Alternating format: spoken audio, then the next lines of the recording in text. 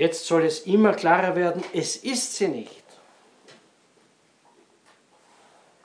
Darum lassen wir diesen ganzen Intrigenkram beiseite und wenden wir unseren Blick auf Christus, auf seine wahre Kirche, suchen wir das Reich Gottes. Aber hören wir auf, zu sogenannten lateinischen Messen zu gehen, die noch im Kontext dieser Intrigengesellschaft ist, der V2-Kirche. Absolut. Sollte im Gewissen einer sagen, darf ich nicht. Weil ich darf nur in der sichtbaren Kirche Jesu Christi zu den Sakramenten gehen.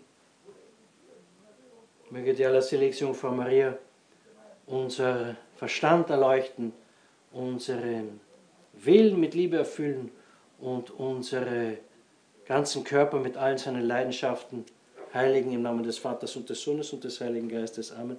Gelobt sei Jesus Christus in Ewigkeit. Amen. Au nom du Père et du Fils et du Saint-Esprit, ainsi soit-il, bien chère famille, bien chers fidèles.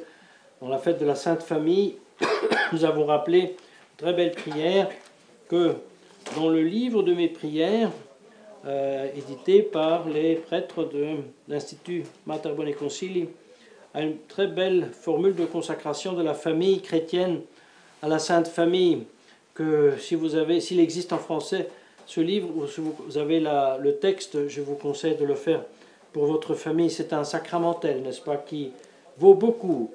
Les sacramentaux sont des puissants moyens pour nous aider à nous disposer à recevoir la grâce des sacrements. Pour la même raison, le fait de la Sainte Épiphanie, nous avons béni la craie, n'est-ce pas, avec le rituel romain qui prévoit cette bénédiction, spécifiquement pour écrire les noms des 3 rois mages.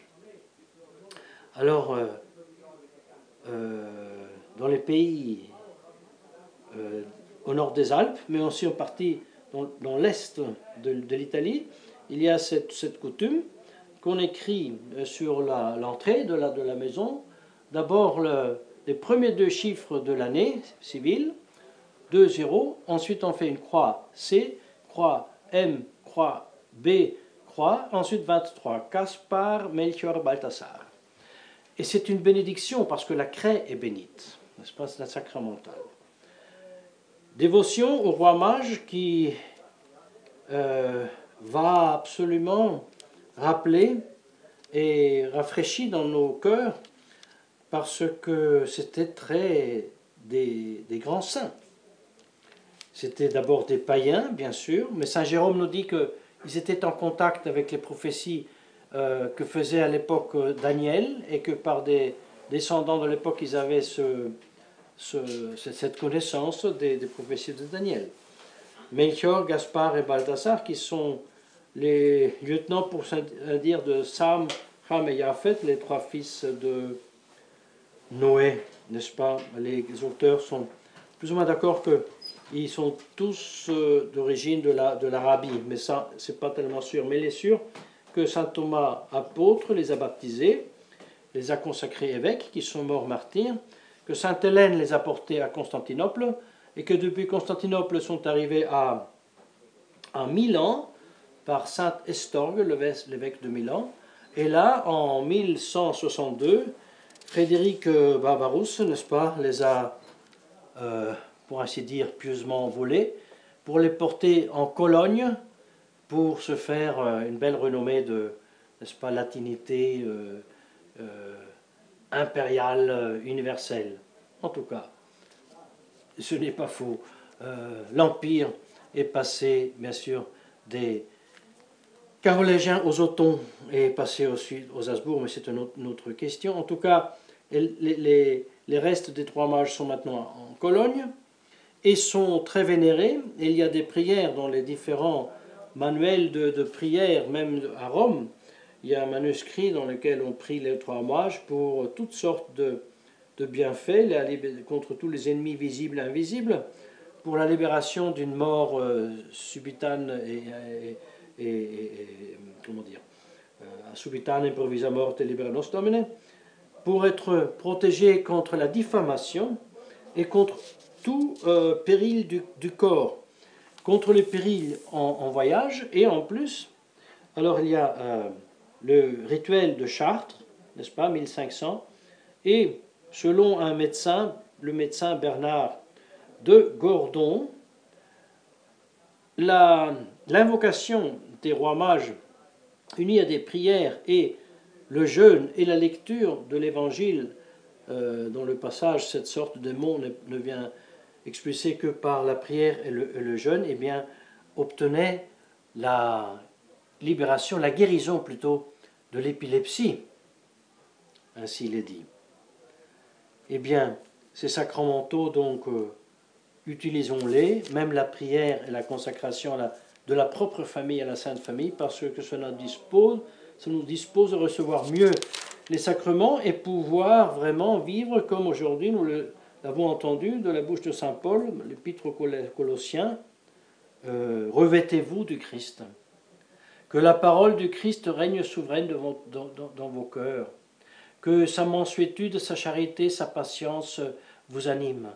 Quand nous entendons ça, bien chers frères, nous avons l'impatience. Si je compare, c'est ce que dit là saint Paul avec un discours moyen à table ou au travail, je me sens très très distant. Eh bien, c'est déjà beaucoup si je me rends compte, vous savez. Mais il y a une petite parole, un petit mot, qui est délaissé dans le missel même, au début de ce passage de l'épître. Donc, revêtez-vous donc du Christ. Ce donc était justement enlevé parce que ce qui précède n'est pas objet de la lecture de l'épître de ce jour, mais doit être l'objet de notre connaissance au moins, parce que auparavant, après avoir bien sûr rappelé au début, vous êtes baptisé en Jésus-Christ, vous êtes racheté par son sang, etc., etc., alors mortifiez donc vos membres terrestres, la fornication, l'impureté, la concupiscence, la libido, l'avarice, qui est une sorte d'idolâtrie, ou alors, comme il dira dans l'épître aux Éphésiens, quelconque impureté, l'avarice, l'obscénité, le discours scurrile et sot, la bouffonnerie, que sont des indécences, soient bannis. Eh bien, je pense, vous voyez, il est facile, mes chers frères, de reconnaître les gros péchés. Il est plus difficile de reconnaître les petits péchés, ou alors plutôt l'attitude qui porte au petit péché, c'est-à-dire une légèreté continuelle, habituelle d'esprit, parce que nous ne sommes pas des anges. De temps en temps, nous avons besoin de bien rire et, pour ainsi dire, nous défoler un petit peu. Mais quand le langage, habituellement, est toujours scurrile, quand dans le langage, on traite de façon criard, légère,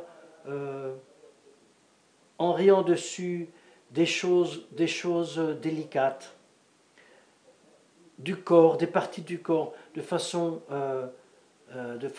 vulgaire, alors quelqu'un dira, ben oui, ben bon, c'est la culture, c'est des gens certaine extraction sociale, malheureusement, oui, c'est le langage, là, ça se fait comme ça. Très bien, mais, ou plutôt très bien, on comprend. Mais vous savez, l'attitude habituelle de vulgarité, de légèreté, de dissipation continuelle, c'est ça qui porte très facilement au petit péché et ensuite, par accélération, au grand péché.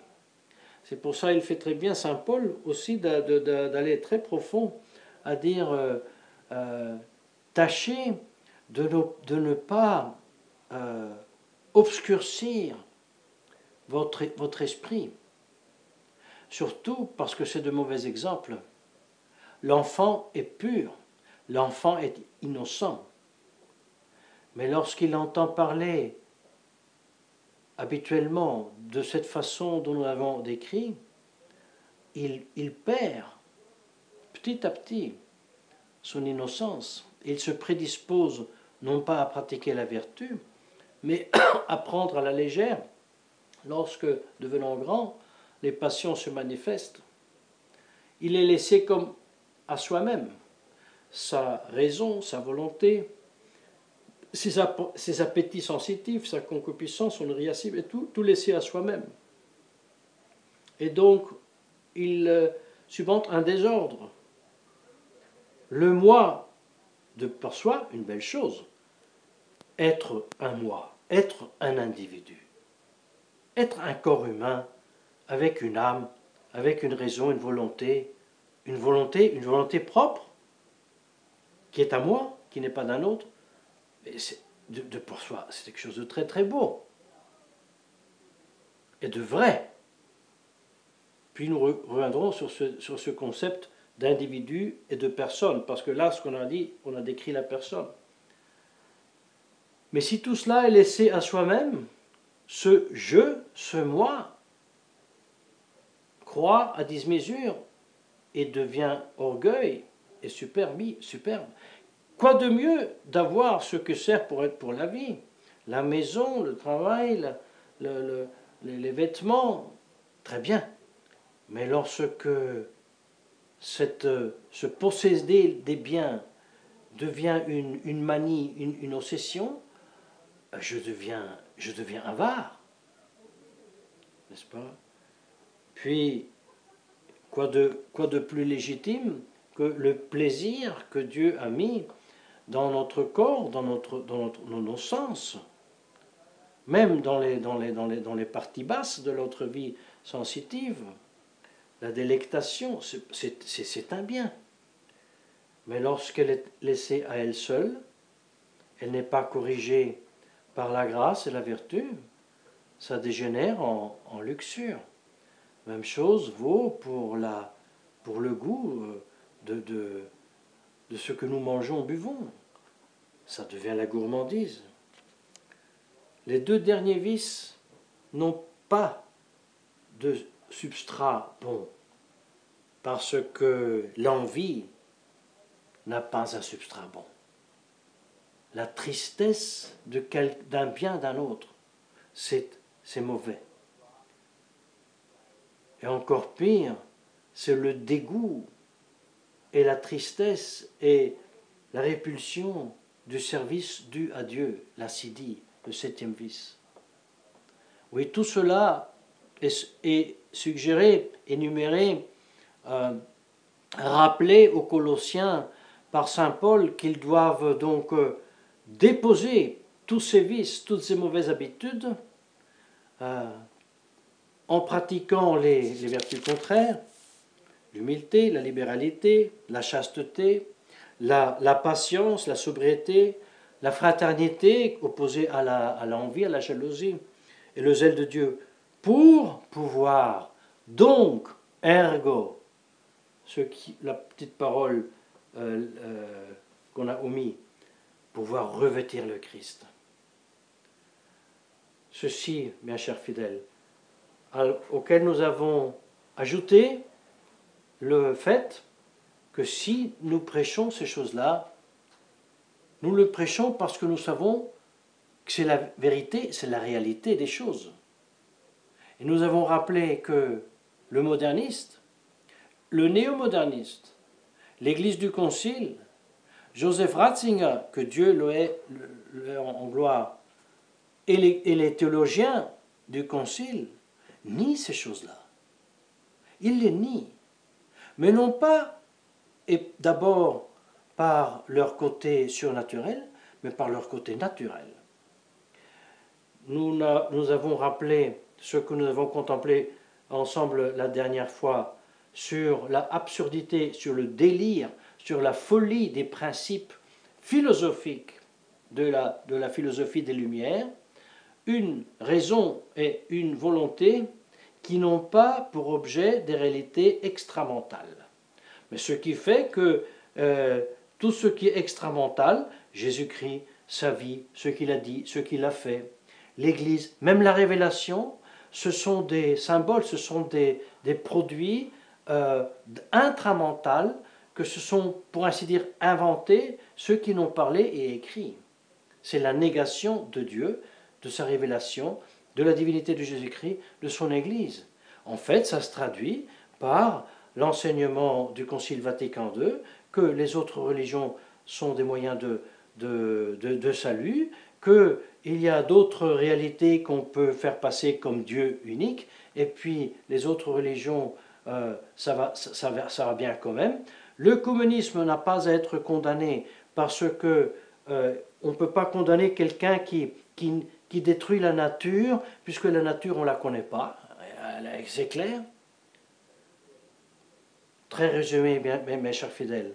Mais c'est ça la nouvelle Église. Et donc, nous avons ajouté à cela, ne vous préoccupez pas de tous les intrigues que vous entendez dire maintenant, la mort de Joseph Ratzinger et le traitement que reçoit son secrétaire Genswein, et combien il est méchant François, et il n'a pas écouté Joseph qui disait que le gendre ne va pas bien, le gendre, et ça ne va pas bien non plus l'abord, mais je me demande, mais sous quelle base as-tu, Joseph Ratzinger, exprimé ta contrariété sur le gender?